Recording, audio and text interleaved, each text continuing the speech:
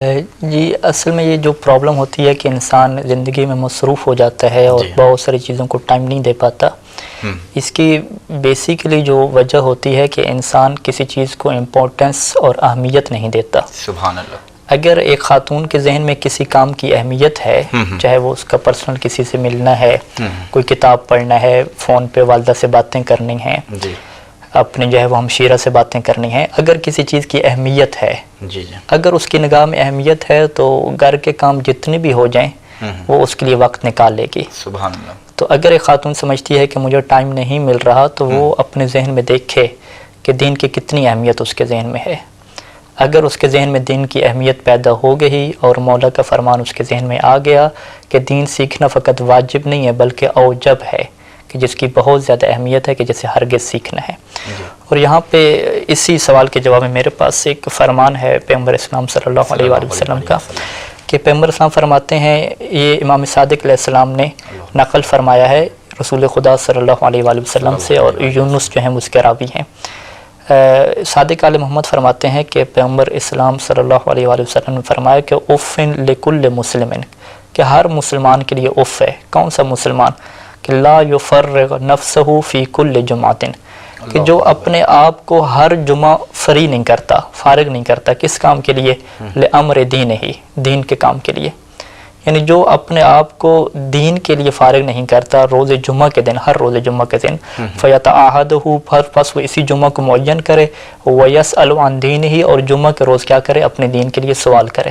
سبحان اللہ. یعنی پیغمبر صاحب نے ایک ٹائم ٹیبل بتایا ہے کہ اپنی زندگی کو کم از کم ایسا مرتب کریں کہ ہفتے میں ایک دن، اب ہمارے ہاں چونکہ نجف میں جمعے کو چھٹی ہوتی ہے تو اب جمعے کا دن ایک خاتون یا ساری فیملی وہ خاص کر سکتی ہے کہ جمعے کا دن ہم جو ہے وہ صادق آل محمد کے مطابق گزاریں گے. لیکن کیسے گزاریں گے؟ دین سیکھنے کے لیے. کیونکہ رسول خدا فرما رہے ہیں کہ پھر اف ہے اس بندے کے لیے، اس بندے کے لیے ہلاکت ہے.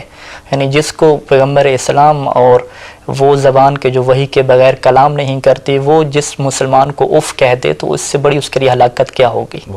لہذا ضروری ہے کہ ہم اس کو اہمیت دیں، اور اگر روز کی بنیاد پہ نہیں تو کم از کم رسول خدا کی حدیث کے مطابق ہفتے میں کم سے کم ایک دن اس کام کے لیے وقف کریں، اپنی زندگی کو وقف کریں اور سیکھیں اس چیز کو. دیکھیں، اگر ہم مولانا صاحب نہیں ہیں تو کیا ہم دین نہ سیکھیں، دین سیکھنا چھوڑ دیں؟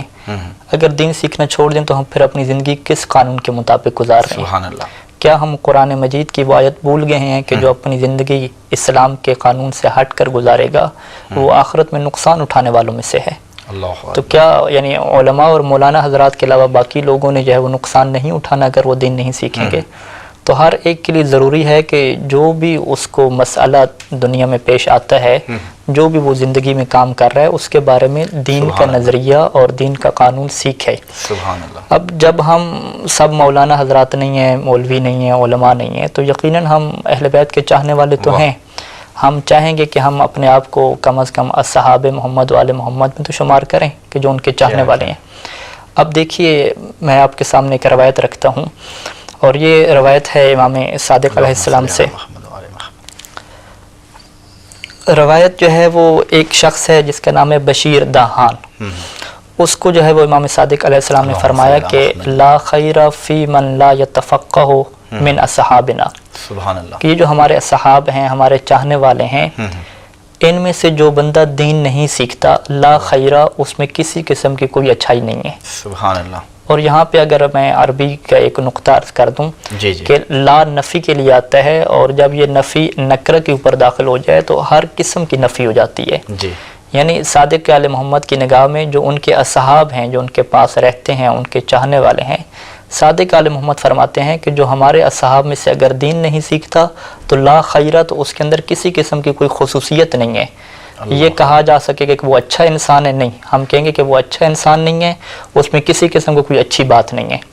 اور وہ کہے گا کہ بھی ٹھیک ہے، میں نے دین نہیں سیکھا لیکن میں لوگوں کا خیال رکھتا ہوں، لوگوں کی مدد کرتا ہوں، مجالس بھی اٹینڈ کرتا ہوں، عزاداری میں بھی شریک ہوتا ہوں، اور بھی بہت اچھے اچھے کام کرتا ہوں. لیکن صادق آل محمد کیا فرماتے ہیں کہ من لا یتفقہ، اگر وہ فقہ اور دین نہیں سیکھتا تو لا خیرہ، اس کے اندر ہماری نگاہ میں اے بشیر کوئی اس کے اندر اچھائی ہم نہیں دیکھتے. سبحان اللہ. اور پھر امام نے اس کی بڑی خوبصورت علت اور وجہ بھی بیان فرمائی. جی جی. امام فرماتے ہیں کہ ان الرجل منہم اذا لم یستغن بفقہ، کہ جب ان میں سے ہمارے اصحاب میں سے کوئی جو انسان ہے جب وہ اپنے دین اور اپنی فقہ کو نہیں سیکھتا تو پھر ہوتا کیا ہے کہ وہ جو ہمارے مذہب کے علاوہ دیگر مذاہب ہیں ان کے قوانین کو اپنانا شروع کر دیتا ہے. کیونکہ معاشرہ جب مکس اپ ہے، سب رہ رہے ہیں، تو اب صادق آل محمد کیا فرماتے ہیں کہ جو اپنے دین کو نہیں سیکھتا، اب دیگر لوگوں کے ساتھ رہ رہے مخالفین ہیں، وہ ان کے قانون پہ چل نکلتا ہے. اور پھر ہوتا کیا ہے کہ ادخلوہ فی باب ضلالتہم وہو لا یعلم، کہ وہ جو ہمارے مذہب کے علاوہ دیگر لوگ ہیں وہ اسے اپنی گمراہی کے دروازے میں داخل کر دیتے ہیں، اور اس بندے کو علم بھی نہیں ہو پاتا. یہ سمجھ رہا ہے کہ شاید میں جو زندگی گزار رہا ہوں وہ محمد و آل محمد کے قانون کے مطابق گزار رہا ہوں، لیکن اب ہوتا کیا ہے کہ وہ زندگی ان کے مطابق گزار رہا ہوتا ہے جو محمد و آل محمد کے مخالفین ہیں. اور آل محمد نے تعبیر کیا ہے کہ یہ گمراہی کا دروازہ ہے کہ جس میں یہ جا کے گر چکا ہے. اور ہم معاشرے میں دیکھ سکتے ہیں کہ معاشرے میں بہت ساری ایسی چیزیں مشہور ہوتی ہیں کہ جس کا دین سے کوئی تعلق نہیں ہوتا، دین محمد اور آل محمد سے اس کا کوئی تعلق نہیں ہوتا. جیسے فرض کریں کہ معاشرے میں مشہور ہے، اگر کوئی غسل کا طریقہ ہم سے پوچھتا ہے، وہ کہتا ہے کہ مولانا صاحب غسل میں کلی بھی کرنی ہوتی ہے، ناک میں پانی بھی ڈالنا ہوتا ہے. تو یہ فقہ آل محمد میں ایسی چیزیں نہیں ہیں. لیکن یہ کیوں چیزیں ہو گئیں؟ کیونکہ ہمارے اصحاب نے، آل محمد کے چاہنے والوں نے جب فقہ جعفری سیکھنا چھوڑ دی، دین محمد و آل محمد سیکھنا چھوڑ دیا، تو اس طرح کے ان کے ذہنوں میں چیزیں آ کے بیٹھ کے ہیں اور وہ اسی کو سمجھ رہے ہیں کہ یہ دین آل محمد ہے. سبحان اللہ. سبحان. تو اس کے علاوہ بھی بہت زیادہ روایات ہیں. ایک روایت ہے کہ جو بہت ہی خوبصورت ہے کہ جس میں امام موسیٰ کاظم علیہ السلام فرماتے ہیں کہ راوی جو ہے وہ یونس بن عبد الرحمن ہے، اس نے سوال کیا امام علیہ السلام سے کہ حال یسع الناس ترک المسلۃ عما یحتاجون الیہ، کہ کیا کسی مسئلے کو کوئی مسئلہ پیش آ جائے تو کیا اس کے لیے یہ سہولت ہے کہ وہ سوال نہ کرے. وہ کہے کہ اگر میں سیکھوں گا تو ذمہ داری میرے اوپر آ جائے گی، لہٰذا میں ایسے ہی چلاتا ہوں اپنے اس کام کو. کیونکہ اگر کچھ لوگوں کے ذہن میں یہ کنسیپٹ سوال ہوتا ہے کہ اگر میں سوال کروں گا تو میں پھنس جاؤں گا. ٹھیک ہے، تو اس کا مطلب کیا ہے کہ میں اپنی جو میرا نظام ہے، میرا بزنس ہے، جو بھی صورتحال ہے، میں ایسے ہی چلاتا رہوں، میں سوال نہیں کرتا. تو یہ راوی آ کے پوچھتا ہے کہ کیا لوگوں کو یہ اجازت ہے کہ کوئی بھی ان کا مسئلہ پیش آ جائے تو وہ سوال نہ کریں؟ فقال اللہ، تو امام نے فرمایا نہیں، یہ ہر کی اجازت نہیں ہے. پھر ایک اور روایت میں امام نے فرمایا کہ دیکھو انما یہلک الناس لانہم لا یسألون، کہ یہ جو آپ سمجھتے ہیں کہ اگر ہم سوال کریں گے تو پھنس جائیں گے، مشکلات میں پڑ جائیں گے، امام نے فرمایا نہیں، ایسا نہیں ہے، بلکہ انما یہلک الناس، لوگ ہلاک ہو جاتے ہیں. کیوں؟ لانہم لا یسألون، کیونکہ وہ سوال نہیں کرتے. اگر وہ سوال کریں گے، اپنا شرعی مسئلہ سیکھ لیں گے تو وہ ہلاکت سے بچ جائیں گے. لہٰذا ہمیں سب کو دیکھنا ہے کہ ہم ایک ایسی زندگی گزار رہے ہیں کہ جو دین اسلام کے تحت گزارنی ہے، اور اپنے آپ کو ہم نے ہلاکت سے بچانا ہے. تو اس کا بہترین طریقہ کیا ہے کہ ہم دین کے بارے میں سوال کریں، دین کے بارے میں علم حاصل کریں. اور امام نے فرمایا تھا کہ المسألۃ مفتاح، جو بندہ سوال کرے گا تو یہ اس کے پاس چابی ہے، جب چابی اس کے پاس آ گئی تو اب وہ دین سیکھتا جائے گا.